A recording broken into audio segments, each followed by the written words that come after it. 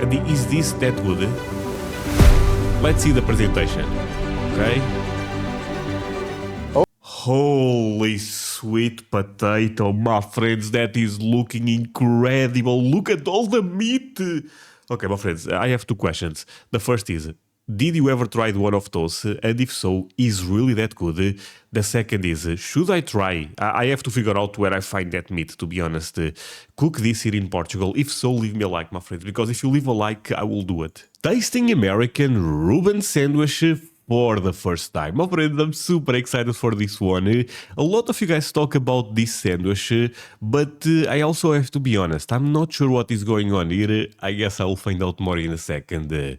Before we go into that, let me ask you for one thing. If you can leave a like, thank you so much. Is the best way to show support. Now, if you can subscribe, well, in that case, forget about it. You make my day. Have that in consideration. Link for the original video in my description and split. Americans, just like Brits, love a good sandwich, but one thing I didn't know before moving to the United States is that America invented a fair number of its own sandwiches. Like and what? one of the more famous ones is the Reuben sandwich. Okay, I saw this sandwich in other videos. This seems a crazy one, my friends. The amount of meat, holy sweet potato. I actually thought about doing this sandwich for my cooking show, but I cannot find that meat. However, after living in the United States for 16 years, I have still somehow never had one. And you might be thinking, ooh, Really? Lawrence, how have you managed that? Well, number one, I'm not Irish American or Jewish. And you'll see why that matters in just a bit. And B, I was saving it for this video, obviously. And so today, in an ongoing series in which I try American foods for the first time, I will be making right here in this kitchen a Reuben sandwich and eating it for your... Oh man, my friends, actually, I want to tell you one thing. Since I started the cooking show, some people say, André, if you are trying those in Portugal, you are not going to try those in America, right? Wrong. Of course I'm going to try those in America. Look, I say Portuguese things are really good, but I also understand, and they are, by the way, but I also understand that a lot of American recipes, dishes, they are probably the best when made in America. I'm fully aware of that. I cannot wait. Look, for example, I tried mac and cheese, and I thought it was pretty good, the one I did. But the ones I see you guys have in America look so much better. Viewing pleasure. And so if you'd like to stay informed on my food tasting journey and you haven't yet subscribed, do that now. Okay, let's go, friend. My friends do it In for the me. meantime, our bread bin is empty and we don't have any corned beef. So I'm going to have to head to a place that does. Okay. I headed to Kaufman's. Kaufman's, a popular Jewish deli in the Chicago suburb of Skokie. And before getting what I wanted, I was lucky enough to speak to the owner, Betty Dworkin. Firstly, what is a Reuben sandwich? What do you have on it? Rye bread. Okay, this is a great question, actually. Some people butter the rye bread. We don't. Then it's either corned beef or pastrami. That's an individual choice. Swiss cheese, sauerkraut, Thousand Island dressing, which we make ourselves. And then you smash the whole thing together and eat it. Do you have a preference over corned beef or pastrami? For a Reuben, I think I prefer corned beef by itself. Really? Oh, that's surprising, my friends, because the meat I was looking is the pastrami, right? That's a fancy name. I prefer pastrami. But Chicago is Wait, sorry. I talk too much. together and eat it. Do you have a preference over corned beef or pastrami? For a Reuben, I think I prefer corned beef. By itself, I prefer pastrami. But Chicago is a corned beef town, and New York is a pastrami town. Interesting. That's very interesting. In fact, it was in cities like New York that the Jewish love of corned beef was passed on to another community, Irish Americans. You see, it turns out that the late 19th and early 20th centuries saw a huge influx of both Jewish and Irish immigrants into the United States. These two groups often shacked Honestly, my friends, the history of America is so fascinating. up in the same neighborhood, leading to the Irish-American adoption of Reuben sandwiches and corned beef and cabbage. Though a staple of American St. Patrick's Day, corned beef isn't especially popular in Ireland itself. I was reading that corned beef... I don't know what type of beef is that, I have to be fair here, but I may try to find that one instead, actually. And cabbage is popular in both the Jewish communities of the United States and Irish communities. Yes, but the Irish corned beef is different. In what way? So it's a different spice profile. Normally it's done with, I believe, cloves and bay leaves, and it's a thicker slice. It's more the thickness of how we would slice brisket. Boiled cabbage, not fermented sauerkraut. We tried a couple of times to sell Irish corned beef, and we couldn't give it away.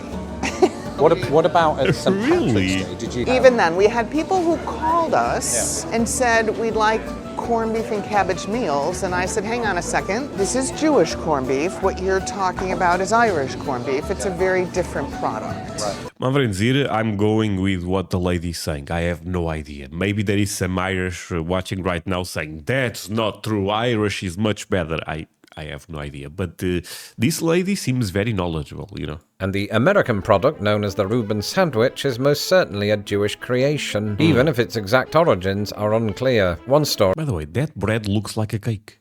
traces it back to the 1930s, when a Lithuanian-born Jewish grocer named Reuben Kulakowski would ask for such a sandwich during a weekly game of poker. Another theory suggests it was named for Arnold Reuben, a German Jewish owner of Reuben's Delicatessen in New York City. His claim was that he invented the sandwich as early as 1914. Either way, reading up on all of this made me want to know more about American Jewish delis like Kaufman's. This location of You know, shout out to Lawrence, because it's amazing the work he's putting into this. Kaufman's was opened in 1963 by Maury Kaufman, who was a survivor of the camps. My family purchased it in the mid-'80s, and we've been at it ever since. There was a fire, right? Did I hear that? Well, we've had quite a few things happen in the business. So we had 2 salmonella outbreaks back in the 80s. We had a labor strike in the 90s, and we had a fire in the 2010s. Quite a lot of drama. You know, you wouldn't get a sense of that, I think, just walking in here now, but that's amazing. Wow. We walk over to the deli counter first. Okay, so let's go this way. Sorry. The first 2 counters are fish counters.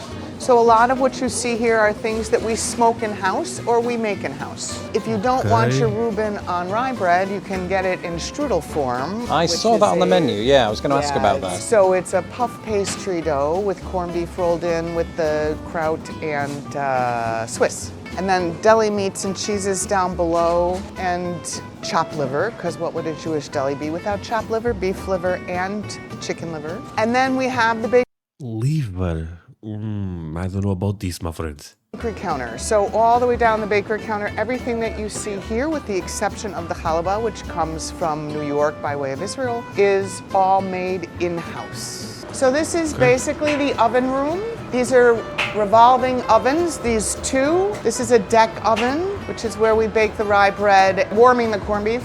And then the bakery. So they do everything there, man. That side of the table is where breads and rolls are made. This side of the table is But why is that bread so brown? pastry. Oh, look what happens here. Sometimes we have broken pieces. Want some broken pieces? Can you tell us what it is? It's a roulade, strawberry roulade. Oh, wow. Can I just hang here all day? All right, after speaking to Betty at Oh boy, oh boy. Kaufman's, I feel a bit more confident about making a Reuben sandwich, but embarrassed about showing her the outcome. But we've got the marble rye, we've got the corned beef. Lawrence, it's time to make So that's marble bread? a sandwich. Today's recipe comes from Natasha's kitchen, and this recipe You know what? That lady is amazing. Natasha's kitchen. I watch her videos a lot. calls for homemade Russian dressing. So we start that with one of my favorite things, mayonnaise. Just put a 1/4 of a cup inside the bowl. Beautiful, I'd have that on my fries. Then some chili garlic sauce. 1/2 tablespoon of that. Okay. 1/2 tablespoon of lemon juice. Jeez, that's more Lemon like juice? 2. 1.5 teaspoons of creamy horseradish. Oh God, I don't know if I like horseradish. That's that, and then one more.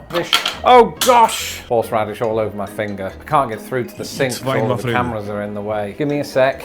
Oh, Lawrence, you're a YouTube sensation. Get your act together. It's gonna be fine. Yeah, Lawrence, come on.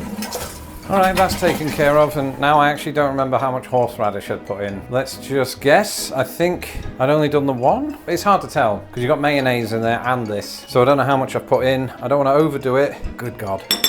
I might have just horseradished this thing to death. We're about... You know what? This sandwich, now being serious, seems easy to make. I would love to try it, my friends. Man, it's sad that I cannot find the meat. Find out. 1 garlic clove, minced. Okay. I did my Vampire best. killer. Same spoon that has mayonnaise on it. Doesn't matter, it's all mixing together.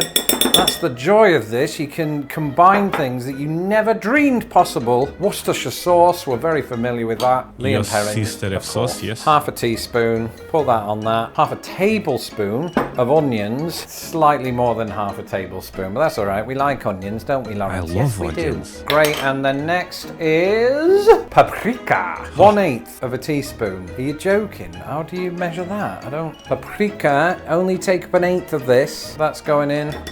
And then salt and pepper to taste. I guess I'll just do a few shakes. Oh, look at that. That's a bit much. That's 3 of perfect. each. And then I assume we just whisk it together to make Russian dressing. I've never done before, so I'm going to have to look at a picture to see what it looks like. Does that look like restaurant quality to you? I think not. Yeah, that looks like what's in the photograph. It's sort of a salmon colour. Thankfully, it doesn't taste like salmon. I think that'd be quite weird. So nice. We'll set that to the side, and then we do the other stuff. Now, we have to carefully warm up the corned beef. Damn, that beef looks so damn good. I say carefully because I do have a habit of setting the Holy kitchen sweet on potato. fire. The purpose here is not to cook the meat, it's just to warm it up for the sandwich. I have here 8 pounds of corned beef, and you might be thinking, Lawrence, that is way too much for one person. Firstly, you underestimate me, and secondly, the recipe is telling me to make 3 servings. 1 for me, 1 for my wife, and 1 for my dog. I don't know. We'll just have a spare sandwich. Alternatively, you could do it with pastrami. This recipe, of course, called for corned beef, so that's what we're going with. But I would be interested to know what it is like with the alternative. All right, I'd say that's enough. Now we throw everything together onto the marble rye, and I'm spreading butter on. Damn, that bread... it probably tastes amazing. I never saw a bread like this. 6 different slices of Wait, I feel like we need more. Maybe a bit more, right?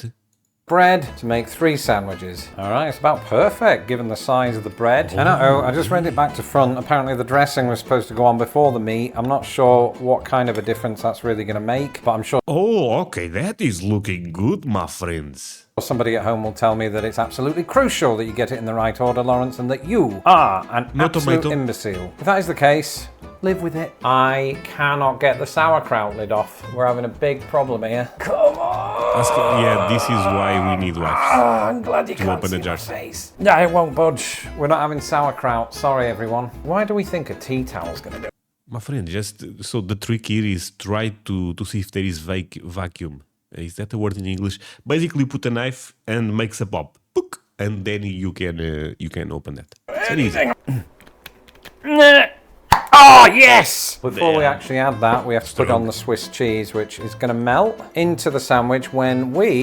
That cheese is looking so damn good, my friends, but it got a bit scammed. There is holes on the cheese. That's a problem. But that cheese, that color is fantastic. We put this back in the skillet in just a moment. Right, now apparently we add the sauerkraut. Betty said that just to, do that. All of the sauce just fell out when I did that. So obviously I'm not very good at this. All right, I put the sandwich in the skillet. So I don't want to burn it. Maybe turn it down slightly and see what happens. Okay. No butter. Okay, I am now ready to try my first ever Reuben sandwich. Nice and warm, straight from the skillet. Without any more faffing about, here goes. Got horseradish on my mouth. The bread, amazing. The corned beef, amazing. The horseradish, excessive. I think I overdid it. With the excessive horseradish, I'd give this 3.5 Lorenzos. With a reduction in horseradish, I might be prepared to go all the way up to 4.5, but I think... Ooh, but that sandwich, honestly, just the beef with a bit of sauce sounds so amazing. That one crucial mistake means that this is not how a Reuben sandwich was intended. So maybe, to give you an accurate assessment, I'm going to go back to Kaufmann's and try theirs. No way. What? You can eat one better? Okay. Oh, my friends. Okay, I'm excited. That's a beautiful sandwich. Oh, it really is wrapped as well. Look at this. Okay. Take a look at that. No, come on. Take a look at that. Okay. Okay, let's see it, my friends. Oh, it really is wrapped as well. Look at this. This is beautiful. Obviously, I didn't go to that trouble with mine. Yes, well, I wouldn't think so. I wouldn't Okay. need to, I suppose. But I think it goes without saying that it's better than mine. Not only that, it's not 5 Lorenzos. This is 7 Lorenzos. That's good. That's actually the best I've ever given anything. It's not. You know what, my friends? I need an introduction for the video. We are going back a bit because let's all be real. That sandwich is looking incredible. Okay, my friends, let's see the real sandwich. Are you guys aware of this actually? And is this that good? Let's see the presentation. Okay. Oh. Holy sweet potato, my friends, that is looking incredible. Look at all the meat. Okay, my friends, I have 2 questions. The first is, did you ever try one of those? And if so, is really that good? The second is, should I try? I have to figure out where I find that meat, to be honest. Cook this here in Portugal. If so, leave me a like, my friends, because if you leave a like, I will do it. Oh, it really is wrapped as Holy, so beautiful. well. Look at this. This is beautiful. Obviously, I didn't go to that trouble with mine. Yes, well, I wouldn't think so. I wouldn't need to, I suppose. But I think it goes without saying that it's better than mine. Not only that, it's not 5 Lorenzos. This is 7 Lorenzos. That's My good. favorite That's number. actually the best I've ever given Wait, but that makes the... oh, wait, but now we go from 0 to 10. anything. It's not just because you're sitting there. You know, I really believe it. So grab that. There we go. Okay, that. So this one is pastrami. This is also way better than mine. Oh my gosh, if I wasn't so full, I would devour this right now. That's 8 Lorenzos. So there you have it. A big thank you to Kaufman's, and in particular to You know what? The pastrami it looked even a bit better. Yeah, but I think we are at the end. My friends, thank you so much for watching. It really means a lot you guys end up watching this with me. I'm kind of angry right now, but yeah, that's it. So see you guys in the next one. Bye, my friends.